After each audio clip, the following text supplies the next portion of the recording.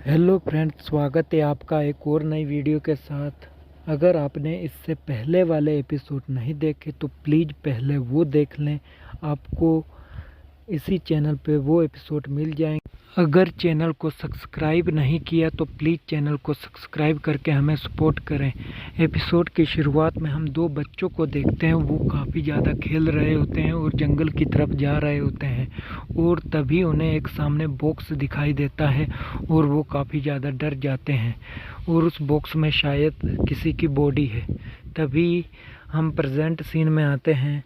वहाँ पर इस्तबान वलेरियो का इंतज़ार कर रहा होता है, पर वलेरियो वहाँ नहीं पहुँचता। दूसरी तरफ हम देखते हैं कि हमारी एल्मा इस्तबान को कॉल पे कॉल किए जा रही होती है, बट वो रिसीव नहीं कर रहा होता। इस्तबान को वलेहो का वेट कर रहा होता है क्योंकि उसे वो डॉक्यूमेंट्स चाहिए होते हैं, बट वो वहाँ नहीं आता। दूसरी तरफ हम देखते हैं दारियो भी एल्मा के बारे में पता लगा रहा होता है, बट उसे पता नहीं चल पा रहा होता। तभी एल्मा हॉस्पिटल में पहुँचती है और डॉक्टर बोलती है अब तुम्हारे हस्बैंड बिल्कुल सही हैं, बट तुम में से किसी एक को यहाँ रहना होगा।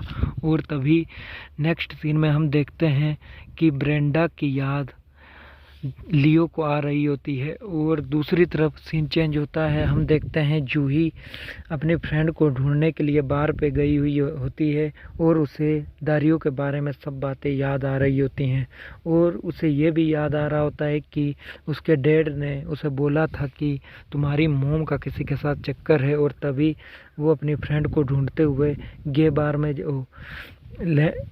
बार में जाती है और वहाँ पे उसे फ्रेंड मिल जाती है और दोनों जप्पी और पप्पी करते हैं।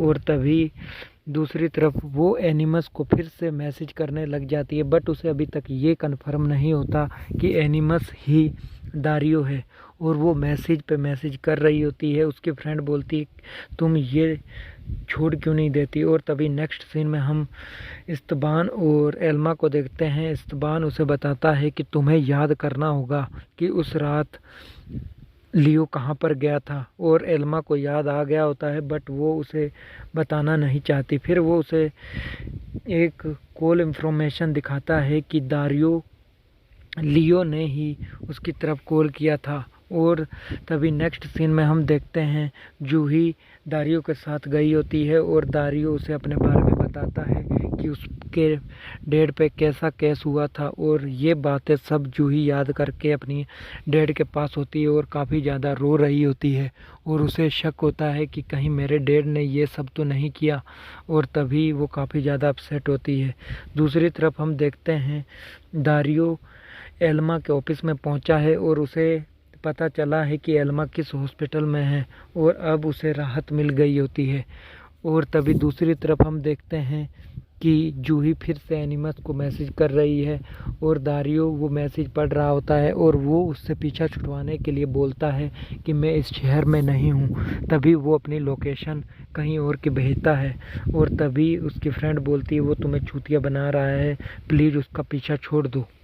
और दारियो को अब काफ़ी ज़्यादा बुरा लग रहा होता है और तभी वो लोकेशन उसे भेज देता है और जूही को पता चल जाता है। नेक्स्ट सीन में हम देखते हैं कि इस्तबान और एल्मा की बातें चल रही होती हैं। एल्मा बोलती है वो ऐसा नहीं कर सकता और तभी इस्तबान बोलता है कि तुम्हें इन सब के बारे में नहीं पता, बट मैं तुम्हें बताना चाहता हूँ कि तुम्हारे हस्बैंड का और मेरे भाई का ब्रेंडा के साथ चक्कर था और वो उसके पास गया और उसने उसे बहला फुसला के जब दारियो उसके घर में पहुँचा तो उसे डर था कहीं वो सब कुछ तुमको बता ना दे, इसलिए वो उसने ब्रेंडा का मर्डर कर दिया और उसे सुसाइड दिखा दिया। और जैसे ही उसके पास मैसेज आता है वो ब्रेंडा के घर पे जाता है और ब्रेंडा से बात करता है। तभी ब्रेंडा ने बोला होगा कि मुझे दारियो यहाँ पे मिलने आया था और शायद मुझे एल्मा को सब कुछ बता देना चाहिए, इसलिए लगता है लियो ने ब्रेंडा को का मर्डर कर दिया और उसे सुसाइड दिखा दिया। और तभी दूसरी तरफ हम देखते हैं लियो काफ़ी बुरी हालत में जख्मी बेहोश पड़ा होता है और तभी जूही को एनिमस की लोकेशन दिखाई देती है और वो धीरे धीरे उसका पीछा करने के लिए जा रही होती है। और तभी दारियो एल्मा से मिलने के लिए हॉस्पिटल में आ जाता है और उसे वो हगिंग करने लगता है और उसे ज़बरदस्ती किस कर रहा होता है। और धीरे धीरे हम देखते हैं कि जूही भी नीचे टनल में आ रही होती है और उसकी लोकेशन पे पहुंचती है और उसे पता चलता है कि एल्मा और दारियो एक दूसरे से चिपट रहे हैं। और तभी उसे ये भी पता चल जाता है कि एनिमस ही दारियो है और वो काफ़ी ज़्यादा अपसेट हो जाती है और वो ये सब कुछ देखकर वहाँ से चली जाती है। और एल्मा उसे पुश करती है और बोलती है दारियो पीछा छोड़ दो। और दूसरी तरफ हम देखते हैं जूही बहुत ज़्यादा अपसेट होती है और वो रोने लग जाती है। अब उसे पता चल रहा होता है कि उसका मिस यूज हुआ है। और दूसरी तरफ हम देखते हैं कि एल्मा घर पर पहुंचकर उस जैकेट का पता लगा रही होती है और उसे याद आता है कि उस रात शायद लियो ने वो जैकेट हाथ में पकड़ा हुआ था। वो घर की तलाशी लेने लगती है और उसे सीसीटीवी वाला जैकेट भी सेम लग रहा होता है और वो धीरे धीरे घर की तलाशी लेती है और उसे वो जैकेट मिल जाता है। दूसरी तरफ हम देखते हैं जूही दारियो की शॉप पर पहुंची है और उसे काफ़ी ज़्यादा गालियां बक रही है और बोलती है कि क्या एल्मा अभी भी यहाँ पर है और तुम उसके साथ कितने बार सोए। और दूसरी तरफ हम देखते हैं इंस्पेक्टर लेहू की बॉडी मिल चुकी होती है और इस्तबान भी वहां पहुंचा है। और तभी वो उस बॉडी को देखकर काफ़ी ज़्यादा अपसेट होता है और तभी वहाँ काफ़ी ज़्यादा बदबू आ रही होती है। और तभी इंस्पेक्टर उसे ब्रेंडा की लाश भी वहाँ दिखाती है। उस लाश से ही वहाँ बदबू आ रही होती है, वो गल गई होती है। और दूसरी तरफ हम देखते हैं वो जूही को समझाता है कि मैं तुम्हारी मोम से प्यार करने लगा था बट उन्होंने मेरा भी यूज किया और अब मैं क्या कर सकता हूँ। तभी जूही बोलती है तुमने मेरी मोम के साथ टाइम बिताया और मेरे साथ भी टाइम बिताया और उस रात एनिवर्सरी वाली रात भी तुम वहाँ पर ही थे और क्या तुम एनिमस से पहले मेरी मॉम को जानते थे। वो बोलता है हाँ। और वो काफ़ी ज़्यादा अपसेट होती है और उसे पता चल गया होता है कि वो उसका मिसयूज कर रहा है।